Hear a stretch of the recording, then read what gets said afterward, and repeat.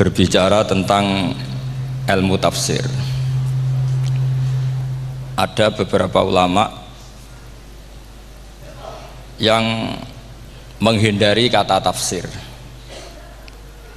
karena makna tafsir itu memaknai atau menduga apa yang dikehendaki Allah. Tentu itu sulit. Satu, bahwa faktanya kita sudah tidak bisa komunikasi dengan Allah karena tidak ada wahyu lagi. Sehingga dari kehati-hatian ini pernah suatu saat Abu Bakar ditanya, ma makna abban fi qaulihi ta'ala wa faqihatan wa abba. Beliau menjawab, saya tidak lagi pantas hidup di atas bumi di bawah naungan langit jika saya mengatakan naqulu fil Quran, jika saya harus berpendapat tentang Quran apa yang tidak saya ketahui.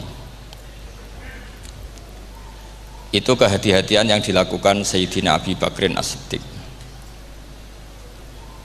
Tapi teori ini berbanding paradok, berbanding ekstrim ketika bahwa Quran itu diturunkan itu sebagai hudan, sebagai petunjuk, kedua sebagai bayanan, sebagai penjelas. Dan ini yang saya yakini, kalau sebagai penjelas, Quran itu harus jelas sekali dan bisa menjelaskan. Dan Quran mensifati dirinya wal kitabil mubin, demi kitab yang memberi penjelasan. Sehingga dari sudut ini orang kafir pun mungkin memahami Qurannya. Dan menurut saya orang kafir pun bisa paham Quran. Kalau Ahok itu melintir Quran, tidak memahami Quran, paham? Senok harganya itu melintir Quran tapi tidak memahami Quran. Tapi bahwa Quran itu bisa difahami orang kafir itu ya. Logikanya gampang begini, kata Imam Syafi'i dalam kitab Ar-Risalah. Ketika Quran turun, itu pendengarnya itu udah ada yang muslim, belum ada santri Kewagian, nggak ada santri Lirboyo, udah ada santri Sarang. Pendengarnya itu non muslim. Nah ini sampai angen-angen, ketika Quran turun tuh pendengarnya muslim atau non muslim? Non muslim. Andai kan Quran itu turun tidak difahami orang kafir, maka lalu objeknya siapa, sasarannya siapa? Nah sebab itu akan aneh kalau kita yang mondok misalnya ngaji Edkon, ngaji Alfiyah, ngaji Ulumul Quran, apa saja, kemudian Anda tidak paham Quran, padahal orang kafir saja bisa paham. Nah ini tantangan bagi kita. Sing kafir wae iso paham Quran, masa kita santri tidak paham Quran. Makanya begini, di antara awal-awal periode Makkiyah ada surat disebut Qul ya ayyuhal kafirun. Katakan Muhammad ya ayyuhal kafirun. Karena mukhatabnya atau lawan dialeknya Nabi adalah orang-orang apa? Kafir. Mereka paham ketika dijelaskan Quran, paham. Dan sebagian mereka menjadi mukmin karena paham. Itu termasuk isi makalah yang saya utarakan di sini. Mereka tanya, ya Muhammad, siflana rabbak amin dahabin amin nuhasin amin hajarin. Karena orang kafir jahiliyah itu punya tren yang namanya Tuhan itu fisik. Mereka punya Lata, punya Uzza, punya Hubal. Sehingga kalau Tuhan-Tuhan kita ini dari batu, Muhammad, katanya Anda punya Tuhan yang berbeda. Lalu Tuhan Anda ini dari emas atau dari perak. Turunlah ayat Qul huwallahu ahad Allahus samad. Lagi-lagi mukhatabnya adalah orang kafir. Makanya ini juga akhirnya jadi ilmu madhab, ilmu tentang firqah-firqah dalam Islam, bahwa kesalahan terbesar orang Khawarij sebagaimana yang dikutip Imam Bukhari, nanti saya mencari di juz 4 atau di juz 3, pokoknya di bab Babu Qitalil Khawarij, karena Imam Bukhari punya adat diulang-ulang. Kata Ibnu Umar yang dikutip Imam Bukhari, innahum intolaku ila ayatin nazalat fil kufar faja'aluha alal mu'minin. Orang-orang Khawarij atau kalau sekarang orang-orang radikalisme itu meneliti Quran, kemudian ketika ada kriteria manusia-manusia tertentu itu dianggap itu kenanya orang Islam, korbannya orang Islam. Padahal awal mula ayat ini turun untuk orang kafir atau kritikan pada orang kafir. Ini cilaka betul. Karena logikanya seperti yang dikatakan Imam Syafi'i, ketika Quran turun, ini nggak ada orang Islam, yang ada orang kafir. Sehingga mukhatabnya adalah orang kafir. Tapi ayat-ayat ini nanti dipakai Khawarij untuk mengcounter orang Islam, sehingga mereka mudah mengkafirkan kita karena pakai ayat yang dari awal Allah mengkafirkan orang kafir, sekarang ayat itu dipakai mengkafirkan orang Islam. Ini saking gebleknya orang apa? Khawarij. Makanya kata kitab Fathul Bari yang menyarai Bukhari itu, yang mendorong orang Khawarij seperti itu adalah jahluhum bisyariah. Memang mereka benar-benar bodoh, benar-benar goblok. Misalnya kita kiai atau kita ma'arif atau kita santri atau kita orang soleh, kemudian kita tidak bisa melakukan apa yang kita katakan, terus kita oke lah, kita kena kritik misalnya atakmurunan nasa bil birri watan sauna anfusakum wa antum taslunal kitab. Terus kita katanya bisa ngomong tapi tidak bisa melakukan, terus dikritik dengan ayat itu mestinya tidak tepat. Karena itu asbabun nuzulnya adalah orang-orang Yahudi, karena tahu bahwa sifat Rasulullah itu ada di Taurat, mereka menyuruh keluarganya itu masuk Islam, tapi mereka sendiri tidak mau Islam. Kemudian turunlah ayat atakmurunan nasa bil birri wa tansawna anfusakum wa antum taslunal kitab afala ta'qilun.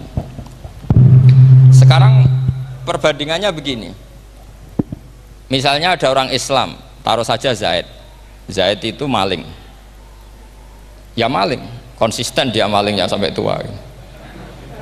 Terus menurut Anda Zaid yang muslim ini, Zaid itu muslim tapi maling, jangan bilang maling tapi muslim, dia itu ya. Kemudian Zaid bilang ke anaknya, "Cung, kowe aja dadi maling, dadi santri sing soleh, sing maling bapak tok." Ndak. Ini menurut analisis usul fikih, ngomongnya Zaid itu benar apa salah?